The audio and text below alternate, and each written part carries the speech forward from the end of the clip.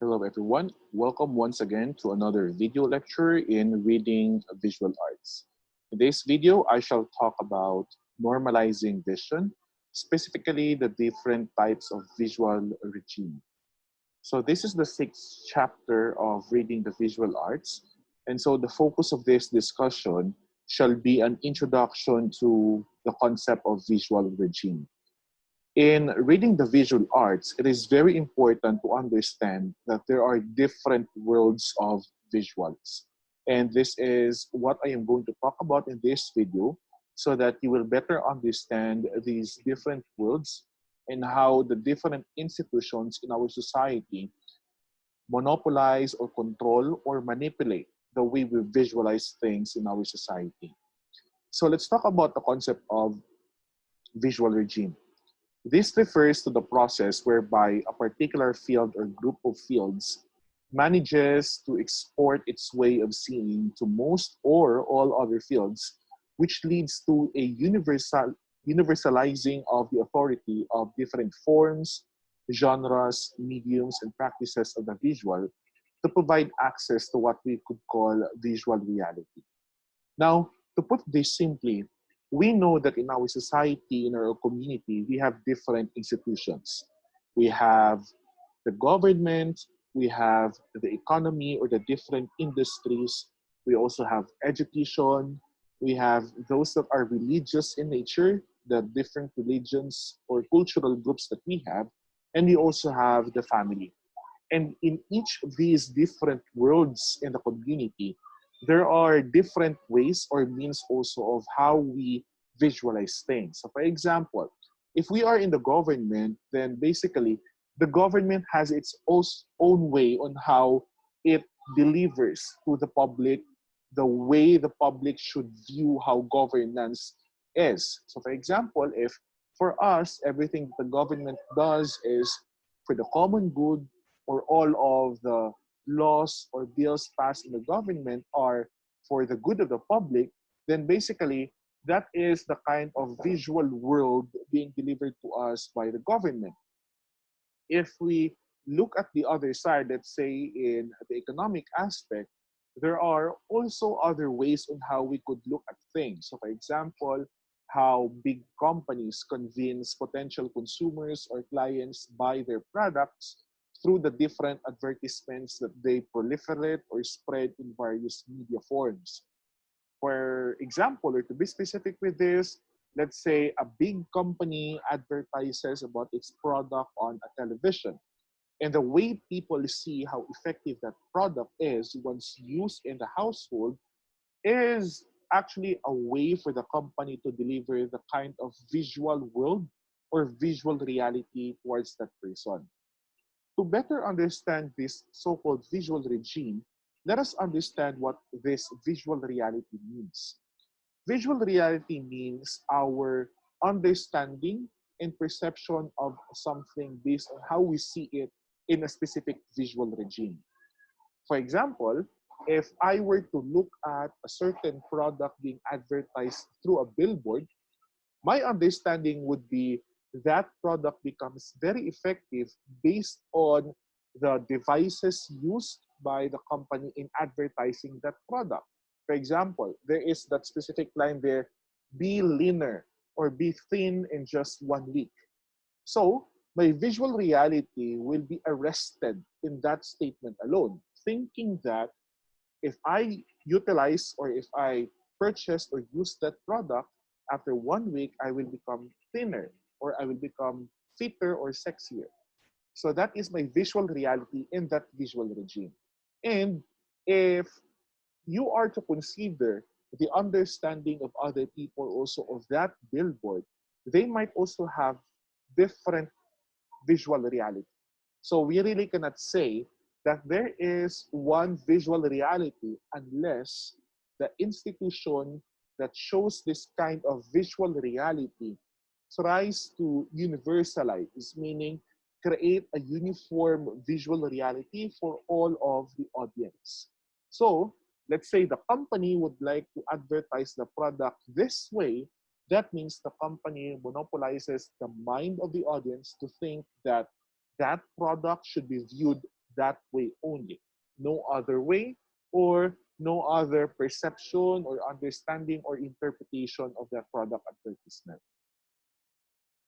So this time, let's talk about the two types of visual regime. And first one, we have normalization, which is associated with the fields of science, bureaucracy, and government. So in these institutions, they have this so-called normalization wherein our visualization of things are being normalized in accordance to how these institutions on the screen, the fields of science, bureaucracy, and government, mold our understanding of things. And on one hand, you also have capitalism. And we know that this is a strong ideology, most especially when it involves those that are engaged in big businesses, okay? The giants of the business industry. So this is part of the economic field because basically it is this industry, the economic industry, which creates a visual regime where people think that if they purchase or avail of a service or a product, then it would become that effective immediately without thinking that it could just be a tactic of a company or a corporation just for them to have more sales based on the targets that they have set for the company. So we also have this concept of modernity as a way of seeing. Jonathan Crary, an art historian, argues that the advent and development of the set of discourses, ideas, perspectives, and practices that we term normalization were tied up with the Foucauldian insight. Now, the Foucauldian insight will tell us that symbols will definitely create more meaning, let's say in a specific multimodal text or in a visual art. Foucauldian insight, it highlights that populations were and still are seen as potential resources. Now, this insight here interjects that people are merely consumers, meaning they are potential resources. First, if it is from the economic perspective, people are, let's say, consumers who will definitely consume a product out of capitalism. And on one hand, people will view these products as something that they could be engaged with or more engrossed in terms of consumption. Now, institutions, bureaucratic apparatuses, and their functionaries in fields such as education, health, and the military looked at people not as individuals, but predominantly in terms of how they might usefully contribute to the well-being of the state. And that is now the visualization of humanity that I am talking about. For these institutions in the society, the bureaucracy, the bureaucratic part of our society, and its other functionaries, such as those that are involved in education or health and military, they all view humans not as mere individuals. They view humans as purposeful or functional people who can contribute so much to the growth of the community or of the society. And this also goes to say that they have this perception that humans can definitely be instrumental in making sure that they contribute something for the well-being of the entire state or country. For example, a school teacher, health worker, or army officer would already know that what they were looking for when they came into contact with people. Signs of strong bodies, an ability to solve tasks, or a willingness to follow orders. Okay? And they would contextualize and evaluate those signs in terms of patterns and standards of normality. Now, if we go back to the two visual regimes that I presented a while ago, it is the so-called normalization that is associated with institutions, social institutions such as bureaucratic institutions, government, and those that are related to these functionaries. And these institutions, in fact, view humans, they have this visualization of humans wherein they are productive individuals who could contribute to the growth of the state. And hence, looking at the actions of these humans, they could already tell whether or not these people could really be of contribution to the state of to the well-being of the state. So they could also evaluate signs in terms of patterns and standards of normality. A farmer might decide which cows or sheep were suitable for breeding and which one should be slaughtered for meat. Now, this has something to do with the concept of capitalism as a visual regime as well. Because if you look at this one, it has something to do with the economic aspect of visualization, thinking that if this cow or sheep, in terms of shape or appearance, is suitable for breeding, then I, as a farmer, would have to keep this cow or sheep. But on one hand, if I think like this cow or sheep could produce good quality of meat, then I am thinking that this cow or sheep could be good for slaughtering or for marketing. Okay? So that is where my visual reality would revolve. Now, the point why I am discussing this is for us to see that in every social institution, there is a specific visual reality that we are experiencing. We cannot say that your visual reality, economic wise, is the same as how we have this visual reality in terms of education or health or government. Okay? Since these are totally different institutions, then we also have separate visual reality. And in each of these visual regimes, we also experience a visual reality which could be universal or true to all of the rest who are also in the same visual regime. Okay. Now, biopower, according to Foucault, it refers to the forms of knowledge, techniques, mechanisms, and operations that were developed for analyzing, defining, controlling, and regulating behavior. So that's the concept of biopower. Being disciplined referred to a process whereby people's bodies would be disposed to behave in a manner consistent with what the state and its various institutions consider to be normal, healthy, and productive. So for example, here in the Philippines, we believe that if we are pro-government, then we are not being toxic. But if we castigate the government, the visualization of people to us is that we are toxic individuals who would often be labeled to or with the line, anong ambag mo? Things like this. Okay? Being apolitical, okay, being politically neutral in a country like Philippines, we would automatically think that this is not normal. Meaning, the society would visualize us to have a stand, whether we are pro or against the government. So that's how we have this visual reality in terms of politics.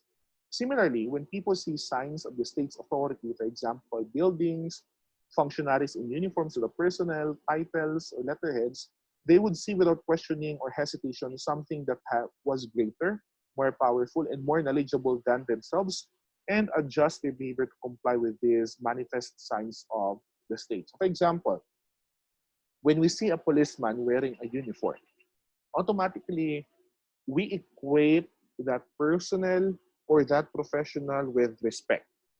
So it could either be we give our respect to that person, to that policeman, or we honor that policeman for his or her service to the country, right? Or it could also be the other way around. We easily get afraid when we see policemen because, for example, if we have committed a crime or if we have done something wrong, and when we see a policeman, we know that it is his job to chase after criminals or those who have offended the state or other individuals in the state. Okay? So automatically we have that visualization already. And that is the normalized visual or visualization of things in a specific visual regime. And to continue, there are two major stages of disciplinarity and normalization. First one, we have the model of panopticon, adjustment of behavior. So for example, if we see a policeman and then we automatically or immediately adjust ourselves or our demeanor in front of that policeman. So that means we avoid to commit any offense or violation right in front of that policeman. That's related to the model of panopticon. And then we also have the self-surveillance. Subjects will be disposed to make themselves the objects of their own gaze, constantly monitoring and evaluating their bodies, actions, and feelings. And this self-surveillance has something to do with being overly self-conscious, meaning you try to evaluate or assess yourself if there are things that need to be improved in accordance with the visual reality in a specific visual regime. In the modern world, there are a lot of pseudoscientific statistics of normality, regularly advertised in newspaper articles, magazines, and television shows, which both remind people of what they have to measure themselves against, and of course offer the means, for example, better toothpaste, self-help books, exercise equipment, diet, cars, clothes for achieving and surpassing such norms.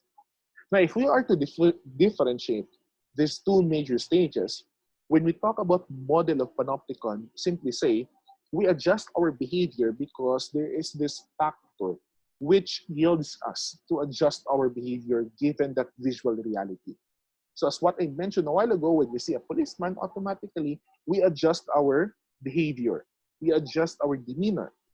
And when we talk about self-surveillance, it has something to do with surveying ourselves. What aspects of ourselves need to be improved or enhanced? Let's say you have you have brown or dark skin, and then you have seen an advertisement about a whitening lotion. So self-surveillance will tell you that I need to purchase that whitening lotion because I know I have to improve my skin complexion. That is self-surveillance. Okay? This time, let's talk about subjective vision and scientific gaze. Over the years, practices and mechanisms of seeing were changed. We cannot definitely say that how we see things before is the same or similar with how we see things in the contemporary or modern world. According to Foucault in 1973, subjective vision is seen as unreliable and producing falsehood and illusions. He argues that modern science offers a different explanation or the so-called scientific rationalism. He added that science will only see through and believe in analysis, evidence, and trained perception. Now, there is this scale here which weighs or outweighs scientific rationalism or the so-called scientific gaze compared to the subjective vision that we have. If we are to rely on subjective vision, meaning we see only based on how we see things and we understand things based on how we interpret things on our own. So, if I see an advertisement like a whitening toothpaste, this toothpaste could whiten your teeth in after one brush. Let's say that the advertisement goes that way. My subjective vision tells me that I will have to buy that toothpaste because I know that if I brush my teeth, after it, all my teeth will become whiter. That's my subjective vision. But scientific gaze will tell you that there was a study conducted prior to the making of that advertisement, which could tell how and why that whitening toothpaste could easily or immediately whiten your teeth. Okay? So there is this separate visualization here. Subjective vision, your own vision, and scientific gaze, the vision based on science, okay, based on facts, statistics, and other evidences. We also have knowledge, technology, and the trained eye. The new scientific knowledge allowed people to see it truly, or at least it claimed to be able to train and discipline the eyes to distinguish truth from illusion. Because nowadays, we really do not believe things unless we see pieces of evidence that would support our or what we actually see. One good example for this is the rising case of COVID in the locality. Now, for most of us, our illusion or our subjective vision would tell us that the COVID cases, okay, the high number of COVID cases in our locality are just an invention. Okay? These are just illusion of the medical or the health industry. They would just make the number accelerate so that people will become more alarmed and become more cautious about their health. And so they would observe the minimal protocols, health protocols, social distancing, avoidance of going out of the house, things like this. Okay? But scientific gaze will tell us or will give us this trained eye that there are facts or statistics that could prove that there is a reason behind where there is acceleration, okay? There is ascend in terms of the number of COVID-19 cases. Now, the increase both in knowledge and the capacity for technology to reveal hidden detail made it easier for social scientists, bureaucrats, and politicians to distinguish between and see the normal, the sane and healthy, and on the other hand, the mad and the sick on the other. And this polarity now is enabled because there is science that can prove everything. Now, this is just based on scientific knowledge. So this explanation is primarily anchored on scientific basis. So to further understand this one, why not talk about the next chapter, which is selling the visual? In this way, we could better understand how capitalism plays a role in the reading of visual arts and how we see visual realities in our modern society. Now, in the previous chapter, we learned the concept of disciplinarity and normalization according to Foucault. Now, in this chapter, Foucault introduced another concept which he calls attitude of liberalism. Attitude of liberalism states that the free enterprise of individuals was the best principle for producing greater wealth and prosperity. And the capitalist, market-driven society is one of the inspirations of the so-called liberalism, primarily because we are talking about capitalizing on things or capitalizing on the character or whatever possession or features a person has. In this chapter, we will learn how capitalism has challenged and changed the visual regime of normalization, and we will know the new ways of seeing that the capitalism, has brought in as replacements. So this time, let's talk about capitalism, culture, and the Frankfurt School. The notion of capitalism is a kind of visual regime. As a kind of visual regime is based on Frankfurt School's Theodor Adorno in 1991 and his contemporary Walter Benjamin in 1968. For Benjamin, the capitalist system and its technologies, particularly mass production, strip away the aura that provides unique cultural artifacts with their supposed innate value. Now, we know that everything that we see around us has that cultural value or significance. Let us say a simple signage written in Ilocano language. That in itself already has that cultural significance or cultural value. Or let's talk about general symbolisms. Let's say the Philippine flag. We know that the Philippine flag as a symbol is representative of the Filipino culture and heritage. Okay? Also, it's a projection of the Philippine history. Now, for Benjamin, Walter Benjamin, he believes that the capitalist system and the technologies used for mass production, it actually removes the aura that provides unique cultural artifacts for these things around us. And because of capitalism, people would automatically think that, let's say, a certain artifact, people would automatically think that it's just a product being sold in the market. Okay? Let's say the tribal accessories made by Tibolis or the Blaans. If we are to look at the notion of Walter Benjamin, it is actually the belief that those accessories made by Blaan or the Tiboli tribes are a representation of culture. They're cultural artifacts and that they have cultural significance or value. But because of capitalism, people nowadays would think that those are not actually cultural symbolisms. Those are just products sold by these groups in tourist spots or places where most tourists would go for visitation.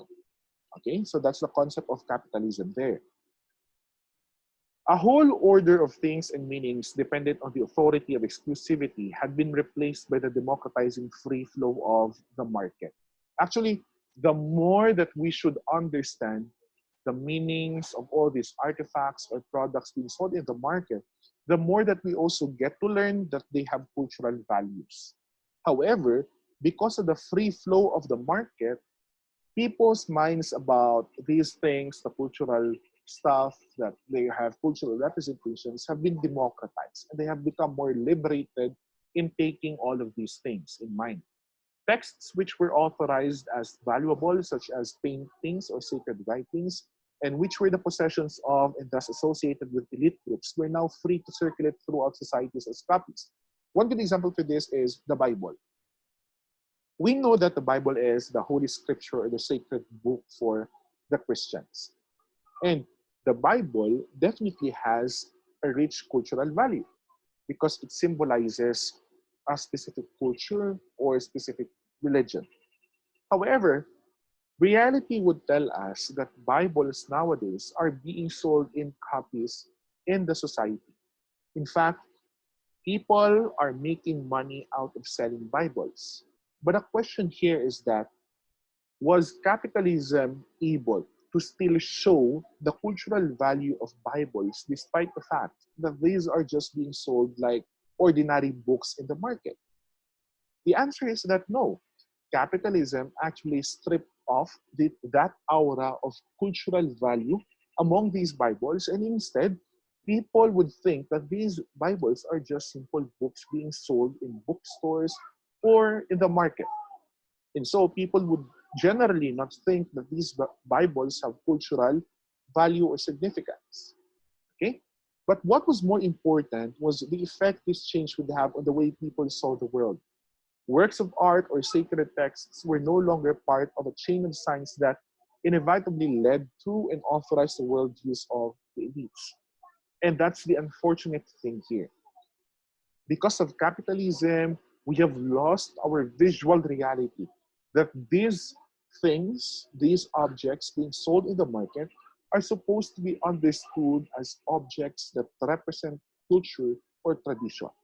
But because of the capitalistic mind that we have, we could think that we could earn profit. We could earn thousands of money out of selling these artifacts or objects to the public. Okay? And so we have this concept of commoditizing the world. We commoditize. Now, one important effect capitalism has on how people see the world is the inseparable dimension of society and culture. Western societies have always treated certain areas as not being for sale in the market. This has not always been applied consistently because we know that across the globe, there are really places that do not value culture anymore because they are widely and strongly blinded to the fact that they need to earn money. For instance, human beings are theoretically not for sale in the contemporary world, but they were in many places throughout history. If you are to consider what reality is, humans are not to be sold. But what happened? If we are to trace back history, we would understand that humans, even before were being commoditized, they were being sold like animals. And that is the concept of commoditizing the world. Because our visual reality in the current visual regime tells us that humans are no longer people. They're no longer people that need respect and love. Same goes with the rest of the objects that we are selling in the market nowadays. Because of that capitalism or that kind of mindset or ideology, we do not think anymore whether or not a certain product has still cultural value. Because for us, what we think is that we can commoditize, is that we can earn money or we could earn thousands of profit after selling such an artifact. Okay? So it looks at the world as if something has a value worth exchanging for something, and that something refers to money. And this belief is after the perspective of capitalism. Through a film, it was depicted how children before were commoditized by capitalists. Children were kidnapped or sold because perpetrators believed that these children had value. In the real sense, we know that human life cannot be exchanged with money. That's true. But in this perspective, human life is commoditized because capitalists believe that everything is worth of money. And that's a sad reality. It was highlighted that children were just commodities as depicted as elements used in the film. Now, reading the visual arts really has something to do with this one because we are talking about visuals here. We are talking about visualization here. And our everyday reality is actually one perfect representation of what we are talking about visual arts. And in reality, in our daily lives, we have visual reality. And that visual reality could be considered as a form of visual art. And so we need to have an accurate visualization of things, or else we would not be able to fully understand what is happening around us, what is going on in our society. And the everyday as commodity, this is also a fact, something that is extant or existing in our community. The value of a person or a thing is dependent on the external features. Oddity, strangeness, and quirkiness are features that call for a high value. So, for example, if you have, let's say, a disability, okay, people would think that, for example, for those who are making documentaries, people who are engaged in this kind of industry would think that if you have this kind of disability, which is peculiar or strange or unique, then you would become, or you could become a good subject for a documentary. Okay? It has something to do with visual arts in the context of daily life because that's how we see our everyday life. It's like commoditizing out of everything. And so that ends my discussion. I hope that you were able to fully understand these different concepts. And please do remember that the major goal of this discussion is for us to realize that visual arts come in many forms.